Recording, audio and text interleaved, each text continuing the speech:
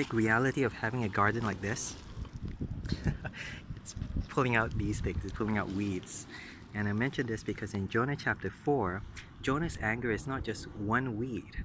We find out in verse 2 of chapter 4 that he's always been angry. He's been angry since the beginning when he ran away to Tarshish.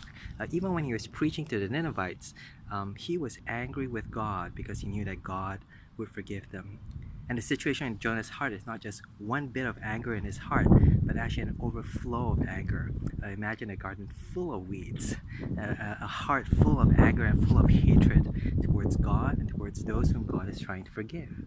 Now, in contrast to this, in that same verse, Jonah accuses God of this, of being slow to anger, of being abounding in love, of being full of compassion. And you see there a contrast in terms of God and Jonah. God, who has every right to judge, every right to be angry with sin, also having every right to show compassion and to show love towards those who sin against him.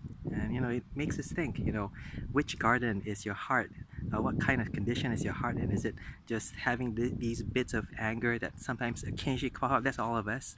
Or is it overrun? Is it unresolved? This unrepented sin? Hopefully what God wants us to be is the latter, where we are able to come to a point of forgiveness and compassion towards those who sin against us and perhaps those who even sin against God, and to bring them to the cross where they can bring their anger and find their love and forgiveness and to find Jesus Christ. This is day 3 of Jonah chapter 4.